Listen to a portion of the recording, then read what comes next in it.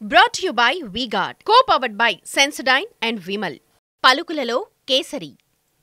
Associate sponsor UltraTech cement. Anil Kumar Yadav Rajya Sabha సభ్యుడవుతారని ఎవరూ ఊహించలేదు. బల్మూరి వెంకట్ను పెద్దల సభకు పంపుతారని పార్టీ నేతలే అనుకోలేదు. కానీ కాంగ్రెస్ లో ఇప్పుడేది అసాధ్యం కాదు. ఏది జరిగినా ఆశ్చర్యపడాల్సిన పని లేదు. ప్రత్యేక రాష్ట్రం ఇచ్చిన 10 ఏళ్ల తర్వాత అధికారం దక్కిన తెలంగాణలో కాంగ్రెస్ బలపడాలనుకుంటోంది. అందుకే యువ నాయకత్వాన్ని ప్రోత్సహిస్తోంది. ఒక రాజ్యసభ ఓ ఎమ్మెల్సీతో ఆగేలా లేది ట్రెండ్. మంత్రివర్గంలో కూడా యువతరానికి ప్రాతినిధ్యం దక్కేలా ఉంది. పార్లమెంట్ కౌంటింగ్ తర్వాత క్యాబినెట్ విస్తరణలో అదే జరగబోతోందా? ఎవరున్నారు రేస్లో? క్యాబినెట్ లోకి యువ ఎమ్మెల్యే మైనంపల్లికి అవకాశం ఉందా? హైకమాండ్ ఆలోచన అదేనా? కాంగ్రెస్ గతంలోలా లేదు, ఇకపై ఉండబోదు. పార్టీలోనే జరుగుతోంది ఈ చర్చ. సీనియర్లు జూనియర్లు జాంతనాయ్. ఎవరు తెగబడి పనిచేస్తే, ఎవరు పార్టీ భవిష్యత్తుకు భరోసా ఇస్తే వారికే పెద్దపీట అనే ఫార్ములా మొదలైందనేది ఓపెన్ టాక్. పార్లమెంట్ ఎన్నికల ఫలితాలు వెలువడగానే తెలంగాణలో కేబినెట్ విస్తరణ జరగబోతోంది. ఇప్పటికే 6 బెర్తుల భర్తీ కోసం తెర వెనుక కసరత్తు మొదలైపోయింది. తలబండిన సీనియర్ల పేర్లే కాదు, తొలి ప్రయత్నంలోనే గెలిచిన యువ నాయకుల పేర్లు కూడా తెరపైకి వస్తున్నాయి. కేబినెట్ కూర్పులో సామాజిక వర్గాల సమీకరణాలు కూడా కీలకం కాబోతున్నాయి. ఫలానా వారికి పక్కా అంటూ కొంతమంది సీనియర్ల పేర్లు బలంగా వినిపిస్తున్నా, తొలిసారి గెలిచిన ఎమ్మెల్యేలో కూడా ఒకరిద్దరికి అవకాశం దక్కుతుందనే ప్రచారం కేబినెట్ విస్తరణపై ఉత్కంఠ రేపుతోంది. వికాస్గిరిలో మొన్నటి అసెంబ్లీ ఎన్నికల్లో ఓడిపోయిన మైనంపల్లి హనుమంతరావుకు తర్వాత మరో పదవేది దక్కలేదు.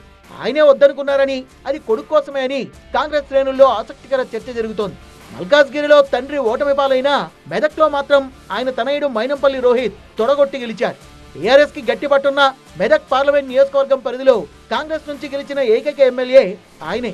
కేబినెట్ విస్తరణకు కసరత్తు జరుగుతున్న సమయంలో రాజకీయాలకు కొత్త అయిన రోహిత్ పేరు వినిపిస్తుండడం అందరినీ ఆశ్చర్యపరుస్తోంది. మైనంపల్లి హనుమంతరావు పార్లమెంట్ ఎన్నికల్లో మెదక్ నుంచి పోటీ చేస్తారని అంతా అనుకున్నారు. కానీ ఆయన అలాంటి ప్రయత్నం ఏదీ చేయలేదు.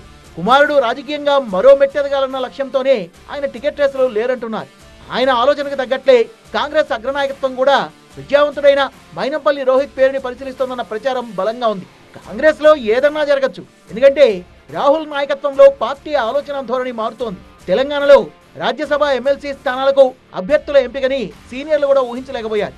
కాంగ్రెస్ సీనియర్ అంజన్ కుమార్ యాదవ్ తనయుడు అనిల్ యాదవ్ ని నేరుగా రాజ్యసభకు పంపారు.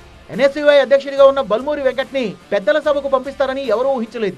ఈ 2 నిర్ణయాలతోనే యువ నాయకత్వానికి పెద్దపీట వేయాలన్న కాంగ్రెస్ ఆలోచన తెలిసిపోయింది.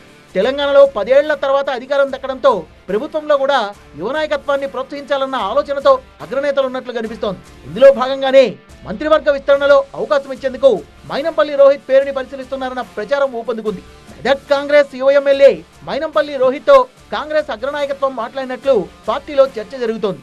అధికారంలో ఉన్న రాష్ట్రాల్లో ప్రభుత్వంలో కూడా యువ నాయకత్వం క్రియాశీలకంగా ఉండాలనుకుంటున్నారట రాహుల్ గాంధీ. ఆ ఆలోచనలో భాగంగానే రోహిత్ తో కాంగ్రెస్ అగ్రనాయకత్వం మాట్లాడిందని చెప్తున్నారు. కొడుక్కి మంత్రి పదవి ఇవ్వాలని మైనంపల్లి హనుమంతరావు కోరారని, అందుకోసమే తాను పార్లమెంట్ ఎన్నికల్లో టికెట్ కోరలేదన్న విషయాన్ని వారి దృష్టికి తీసుకెళ్లారని అంటున్నారు.